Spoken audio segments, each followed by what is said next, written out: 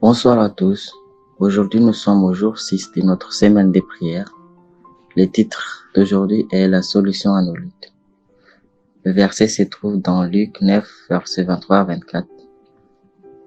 Si quelqu'un veut venir après moi, qu'il renonce à lui-même, qu'il se charge chaque jour de sa croix et qu'il me suive. Car celui qui voudra sauver sa vie la perdra, mais celui qui perdra sa vie à cause de moi la sauvera. Jésus offre une solution aux chrétiens charnels qui veulent devenir des chrétiens spirituels. Il dit, restez attachés à moi comme moi je reste attaché à vous. Maintenant, je vous invite à lire Jean 15, verset 4. Demeurez en moi, je demeurerai en vous. Comme le sarment ne peut de lui-même porter du fruit, s'il ne demeure attaché au cep, ainsi vous ne le pouvez non plus si vous ne demeurez en moi. En d'autres termes, Ellen White affirme que demeurer en Christ signifie recevoir constamment son esprit et vivre dans une parfaite soumission à son service. Cette solution divine en deux parties mène non seulement au réveil, mais aussi à une vie chrétienne heureuse. Dans Jean 15, verset 11, Jésus a dit, « Je vous ai dit ces choses, afin que ma joie demeure en vous et que votre joie soit parfaite. » Franchir ces deux étapes nous introduit dans l'expérience de Christ en vous, ou de sa présence dans notre vie quotidienne, et ce qui signifie que nous partageons l'espoir de sa gloire. Nous demandons et recevons chaque jour par la foi l'effusion du Saint-Esprit, et nous soumettons chaque jour à Dieu tout ce que nous sommes. C'est lui qui nous procure la joie. Les premiers jours, nous avons vu l'importance de demander le Saint-Esprit. Et le troisième jour, nous avons parlé de notre soumission. Aujourd'hui, nous revenons sur ces deux étapes en mettant l'accent sur notre besoin de demander et de nous soumettre totalement chaque jour. Alors, pourquoi devons-nous demander le Saint-Esprit chaque jour? Il y a des années, j'ai lu l'histoire d'un gangster qui s'est converti au Christ. Il a sincèrement avoué toute son immortalité, ses méfaits, escroqueries, vols et d'autres crimes, et ainsi fait l'expérience d'une formidable interview divine. Dieu a complètement changé sa vie. Cela m'a impressionné.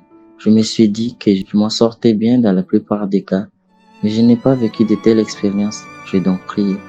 Seigneur, je vais aussi confesser tous mes péchés connus et les péchés que tu n'as pas encore montrés. De plus, je me lèverai 1 heure plus tôt chaque jour pour prier et lire la Bible. Je vais voir si tu interviendras aussi dans ma vie. Loué soit Dieu, il est intervenu dans ma vie. Non pas parce que j'ai gagné un certain mérite en me levant tôt, mais parce que je me suis placé chaque jour là où le Saint-Esprit pouvait venir à ma rencontre. Si un nouveau baptême du Saint-Esprit était une nécessité quotidienne pour Jésus sur cette terre, à quel point avons-nous encore besoin de cette puissance? Paul écrit que l'homme intérieur est renouvelé de jour en jour, et il prie pour que le peuple de Dieu soit fortifié par la puissance de son esprit dans l'homme intérieur. Et Ellen White affirme cet espoir. Le Seigneur est plus disposé à donner le Saint-Esprit à ceux qui le servent que les parents ne sont à donner de bons cadeaux à leurs enfants.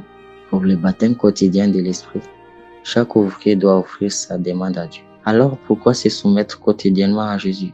Dans Luc 9, verset 23, Jésus a dit à ses disciples, afin de comprendre la nature sacrificielle de la vie du disciple, « Si quelqu'un veut venir à ma suite, qu'il renonce à lui-même, qu'il se charge de sa croix chaque jour et qu'il me suive. » Se renier soi-même signifie donner à Jésus le contrôle de notre vie chaque jour. L'apôtre Paul explique ainsi, « Je meurs chaque jour.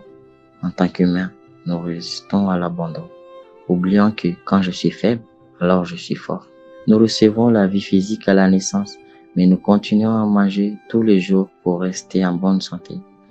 Nous recevons la vie spirituelle à la naissance, mais nous avons toujours besoin de nourriture spirituelle quotidienne, sinon nous mourrons. De même que nous ne pouvons faire un approvisionnement des repas en mangeant à l'avance, nous ne pouvons pas non plus soumettre à Christ aujourd'hui pour demain.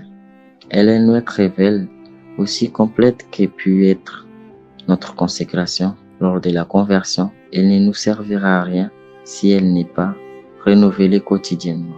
Alors, par où commencer?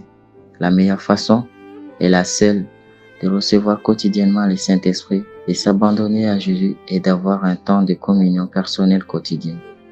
Si nous ne choisissons pas Dieu chaque jour, nos promesses et nos bonnes intentions sont comme des toiles d'araignée. Vous engagerez-vous aujourd'hui à partager avec lui la meilleure partie de votre journée?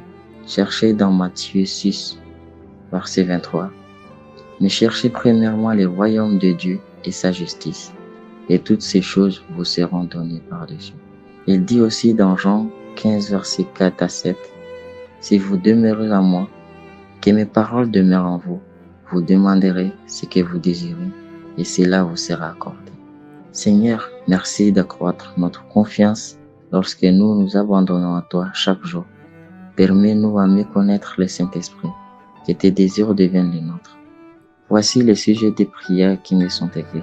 Notre Dieu, nous demandons ta protection pour les missionnaires qui travaillent dans le contexte d'insécurité et dangereux. Nous te prions pour les évangélistes, étudiants, bénévoles, auteurs, spécialistes des médias et soutiens financiers se rencontrent et se réunissent dans le but de diffuser des paroles d'espoir et de vie. Les écoles, élèves et enseignants du monde entier, que l'enseignement donné concorde toujours avec la vérité biblique et conduise les jeunes à la mission et au service. Seigneur, donne-nous la sagesse pour atteindre nos contemporains séculiers qui ne trouvent pas d'intérêt à la religion. Que ton Esprit Saint franchisse les murs imprénables de cœur les plus endurcis. Seigneur, bénis les missions de notre Église locale, régionale et mondiale. Nous te prions pour les besoins des membres et des familles de notre Église et ceux de nos voisins et amis musulmans, malgaches, africains, comoriens. Merci pour votre écoute. On se donne rendez-vous à demain.